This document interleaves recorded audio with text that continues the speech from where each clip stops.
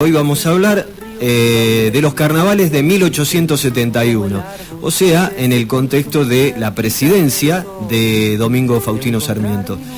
Y se trata precisamente de una crónica sobre festejos y muerte. Pará, poneme en años, ¿de qué año a qué año fue la presidencia de Sarmiento? 1868, 1874. Los 6 años como era antes. Exactamente, 6 años. Bien. Lo precedió Bartolomé de Mitre y posteriormente va a estar Nicolás Avellaneda. Sí, listo. Sí.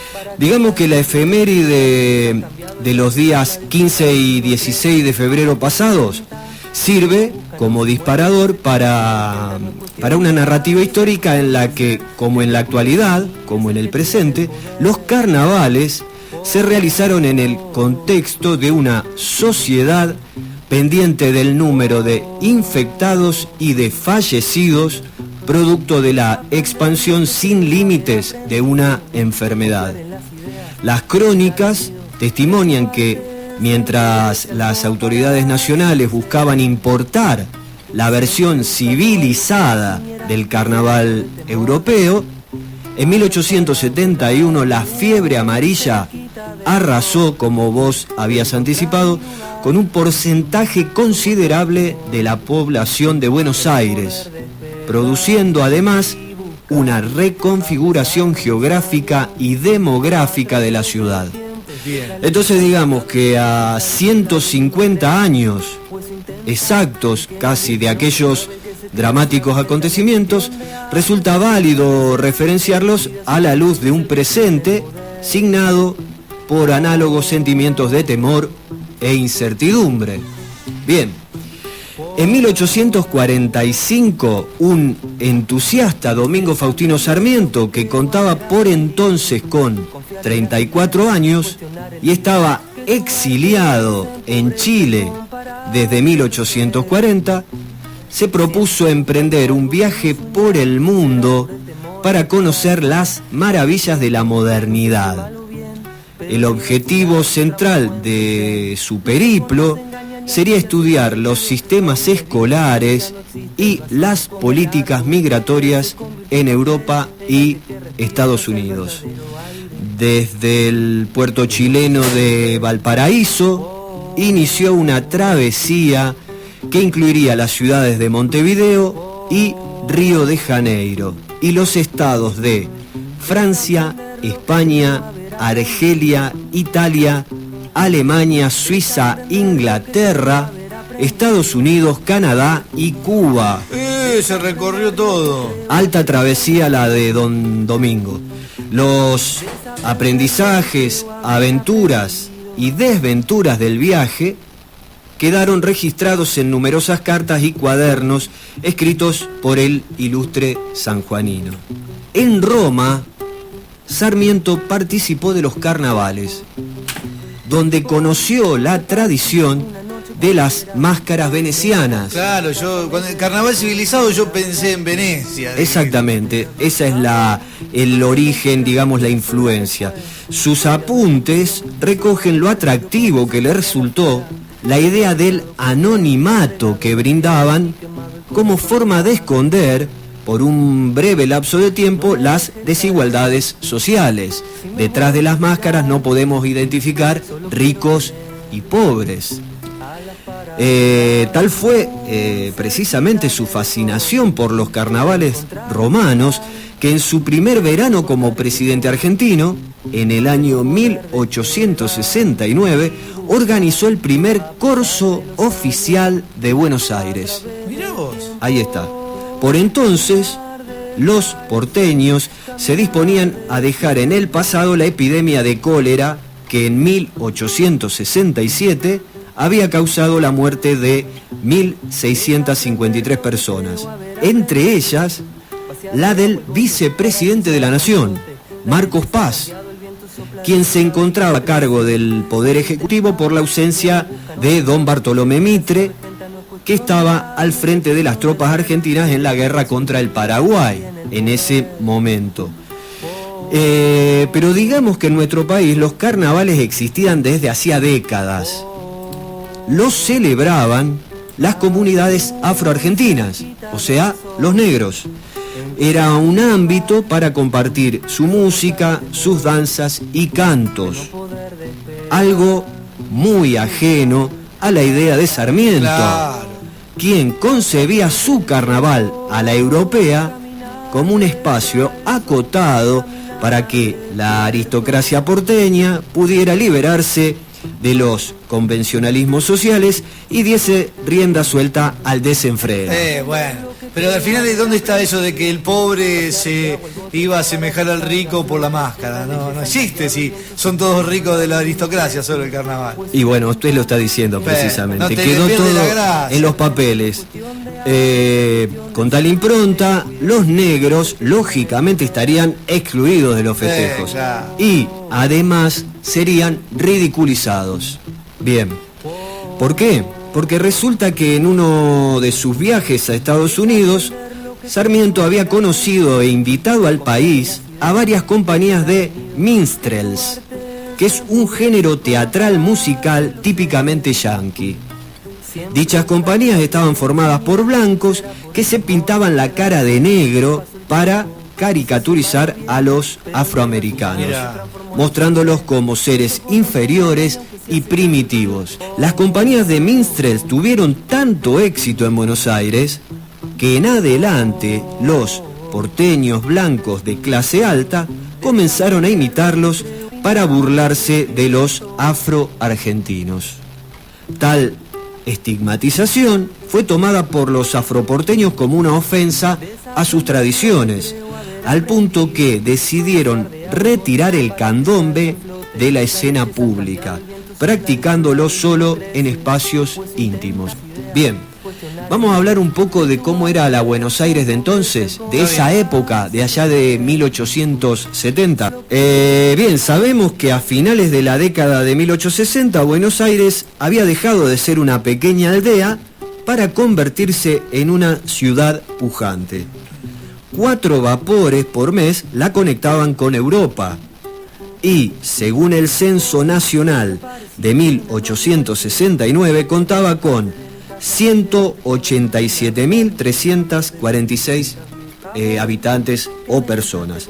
Estaban distribuidos estos habitantes en un radio urbano de un poco más de 3 kilómetros. La mitad de la población eran extranjeros. Había varios miles de italianos, españoles y franceses. También alemanes, belgas, rusos, afrodescendientes y un número significativo de latinoamericanos. La cuestión es que la ciudad no tenía la infraestructura adecuada para ese volumen de población. Claro, me suena chiquito. Mucha población en un espacio reducido. Chiquito, 3 kilómetros. Sí, 3 kilómetros. Sí, un radio de 3 kilómetros. Es acotado el sitio. No había agua corriente, ni red cloacal, ni sistema alguno de descarte de agua o basura. Ahí está el problema. Y aunque ya había padecido epidemias que evidenciaban tales problemas de salubridad, seguía creciendo sin planificación ni infraestructura sanitaria. Además, tenía graves problemas de contaminación con basura acumulada y aguas servidas.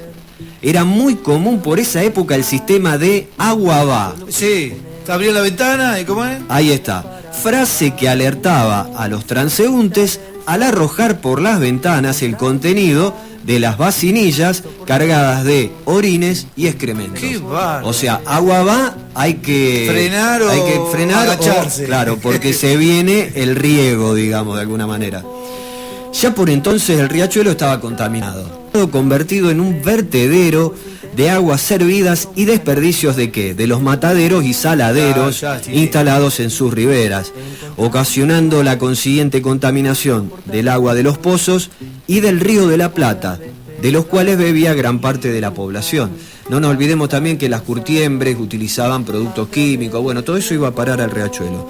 Para limpiar los aljibes existía la costumbre de meter en ellos tortugas de río. Mira. Ya que comían las hojas y los bichos que caían dentro. Sí. Pero tal sistema de purificación del agua no tenía en cuenta la defecación de estos animales. O sea, claro, zafábamos por un lado, pero por el otro ingeríamos lo que estos animales defecaban. Residuos de todo tipo se utilizaban también para nivelar terrenos y calles. La ciudad carecía de avenidas, todavía no existían las avenidas que hoy ya son clásicas, y las pocas plazas que había estaban casi desprovistas de vegetación. Este ambiente insalubre que hemos descrito fue caldo de cultivo para el Aedes aegypti.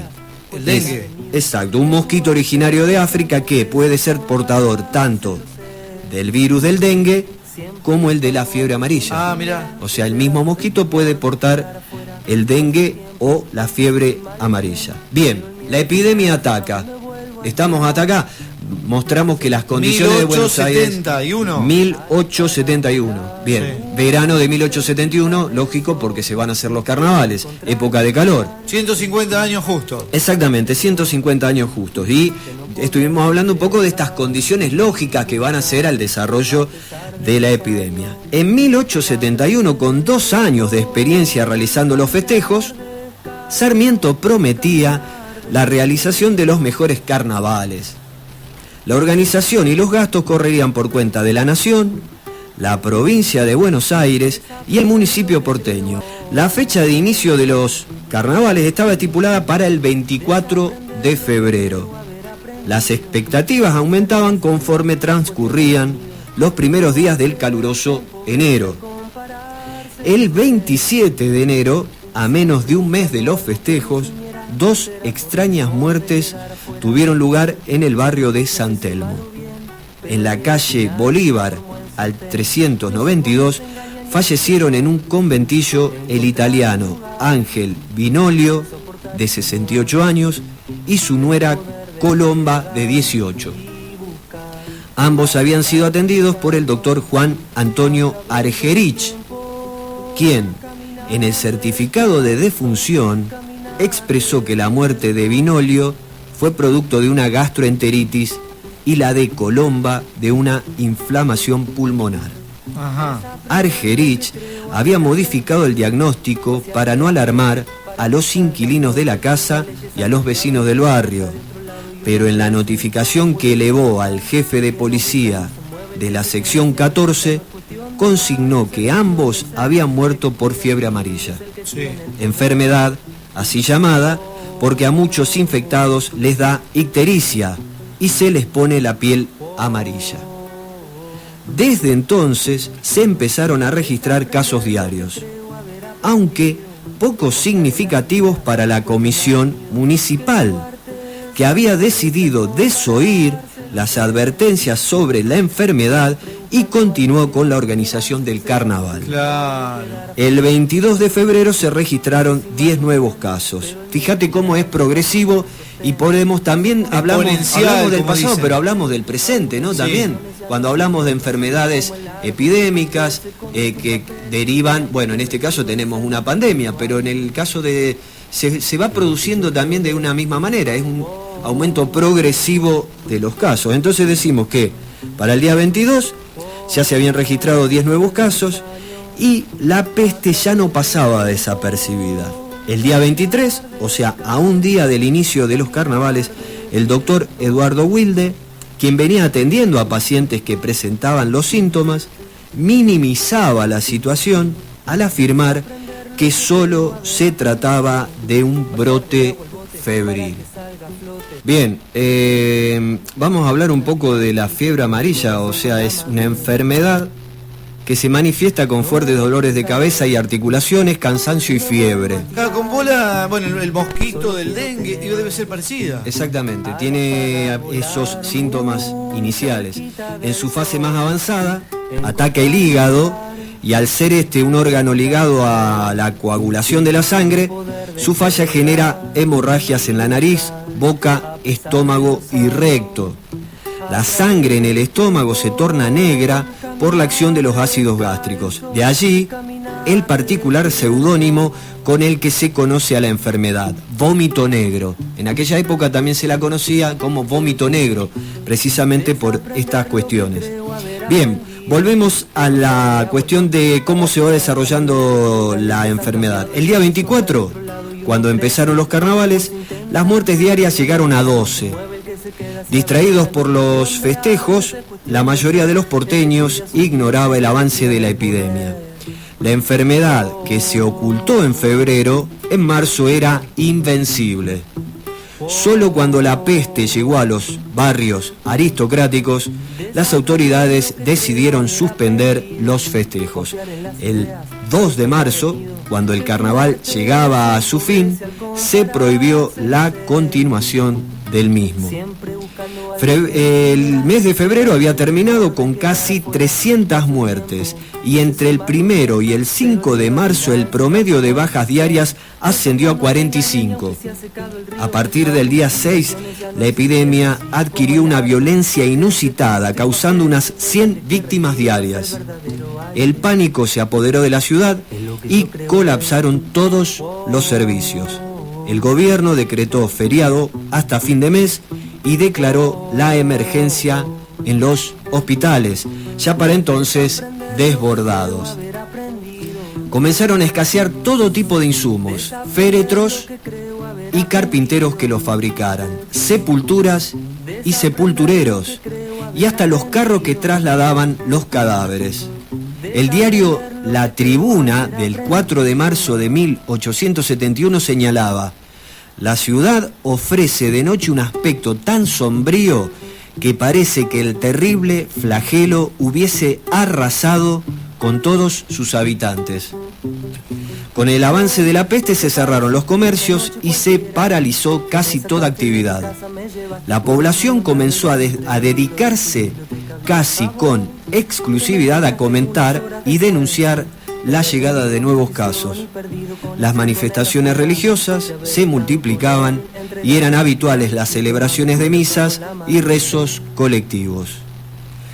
Los médicos sabían de la fiebre amarilla por su aparición a menor escala en años anteriores y por testimonios escritos sobre circunstancias similares en otras partes del mundo, pero su experiencia en cómo tratarlas era casi nula. Estamos hablando de una enfermedad para la cual hasta ese momento no existía cura. A nadie se le ocurría la posibilidad de que un mosquito fuese su transmisor. Todavía no se sabía. No se sabía. A nadie se le había ocurrido que fuese un mosquito el transmisor. Se pensaba que la fiebre amarilla provenía de una especie de transpiración o fluido que salía del cuerpo de los enfermos, que luego era respirado por las personas sanas.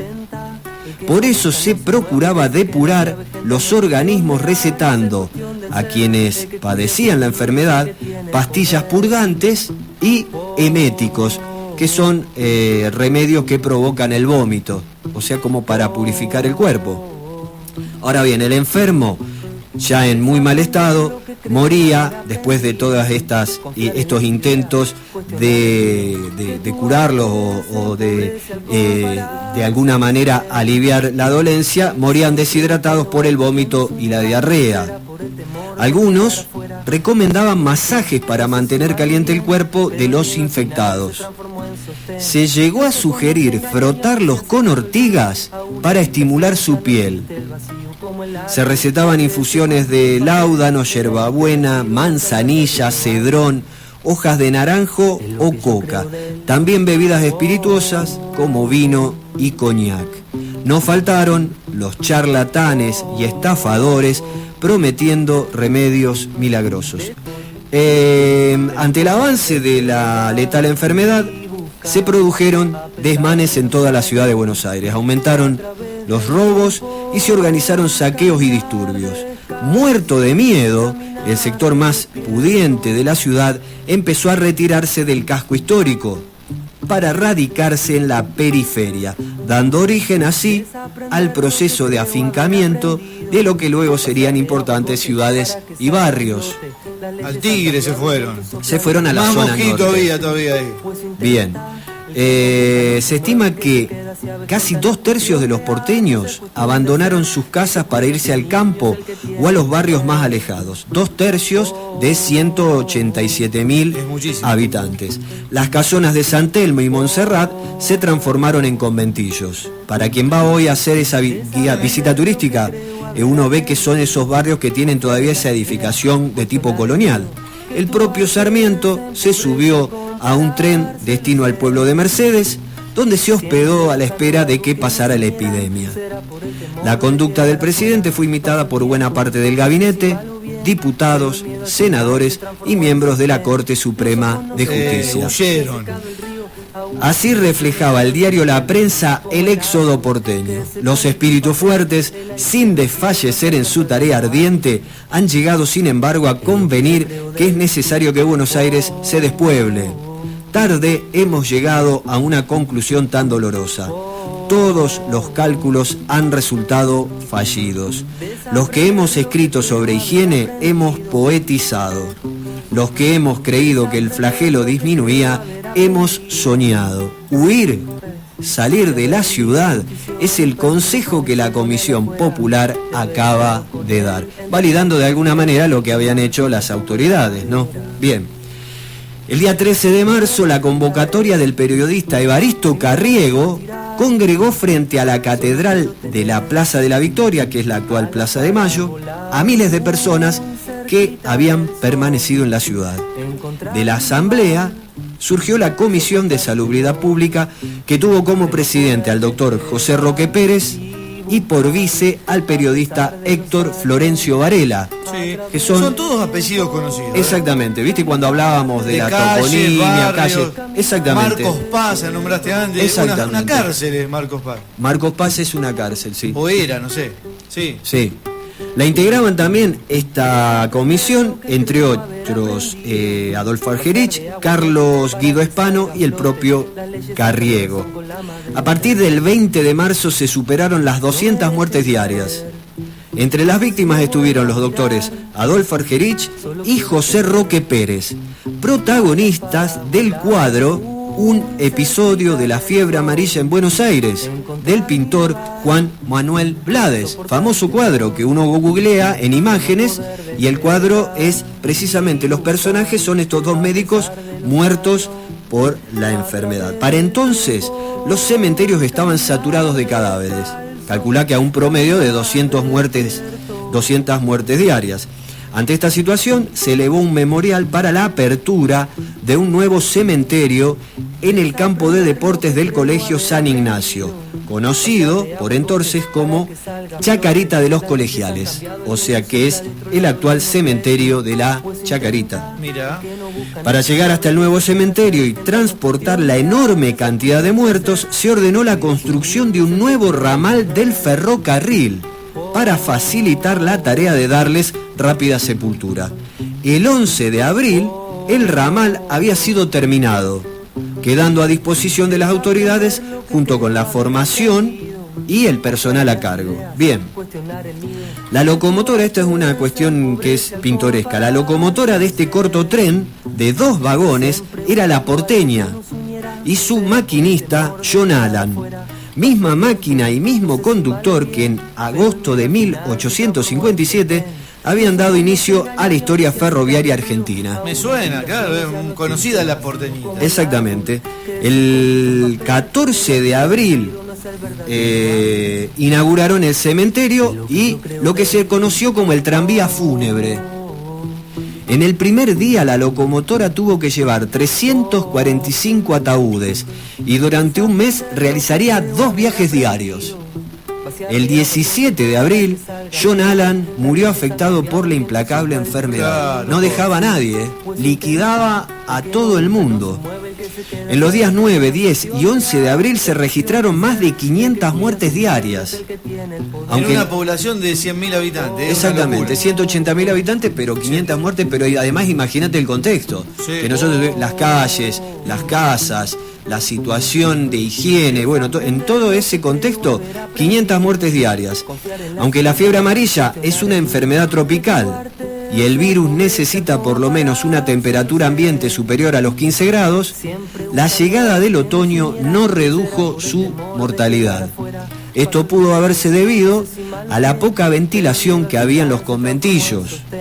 y al uso de braseros dentro de las casas para mantener los ambientes cálidos y húmedos. Recién a mediados de mayo, los decesos empezaron a menguar y la ciudad volvió a recuperar cierta normalidad. El día 20 de mayo de 1871, la Comisión Popular dio por finalizada su misión. Bien, a modo de cierre, el brote de fiebre amarilla de 1871 dejó un saldo de 15.000 muertos. Murieron 15.000 personas, casi el 10% de los habitantes de la ciudad de Buenos Aires. En la mayoría, o sea, en su mayoría, las víctimas pertenecían a los sectores sociales de menores recursos que se habían quedado en la ciudad. El 60% de las víctimas no recibió ningún tipo de asistencia médica, o sea, murieron en sus casas o donde la enfermedad los imposibilitó.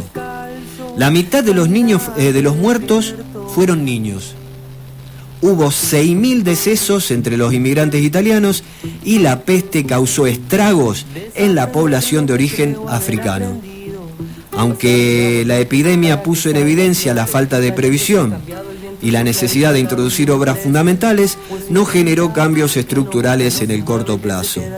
Tampoco la dirigencia pagó un costo político por la inacción. Recordemos que se habían ido a radicar en un Mercedes, que es una población cercana. Sarmiento cumplió su mandato y dejó la presidencia de la nación en 1874. También hay que recordar que era una enfermedad para la cual por entonces no había cura y ni siquiera se sabía de dónde, cuál era el vector que la transmitía. A partir de la década de 1880, la aristocracia porteña empezó a invertir su riqueza en la construcción de grandes palacetes de estilo francés, alejados de los caserones coloniales del centro de la ciudad, que fueron abandonados por la peste. Así fue como tomaron forma y se desarrollaron los actuales barrios de Recoleta, Palermo y Barrio Norte. A partir de este incidente es que surgen estos barrios que hoy todavía conocemos, ¿no? San Telmo nombraste antes también. San Telmo y Montserrat son el casco antiguo, colonial, que se despobló y empezaron a formarse ahí los conventillos. Sí. Los inmigrantes que llegaban empezaban a alquilar estas viejas casonas coloniales. Para cerrar, en nuestro país, los feriados de carnaval fueron establecidos en 1956. Festividad de origen pagano, ligada a la fertilidad agrícola, y que se incorpora al cristianismo durante la Edad Media europea. Recordemos que el carnaval es una celebración que tiene lugar inmediatamente antes de la Cuaresma cristiana. Bien, entre 1956 y 1976 fue considerada como feriado nacional durante esos 20 años. Debido a su marcada impronta popular, el feriado fue abolido en 1976 durante la última dictadura cívico-militar, siendo restablecido por decreto recién en el año 2010. Hasta aquí la crónica de los carnavales de 1871.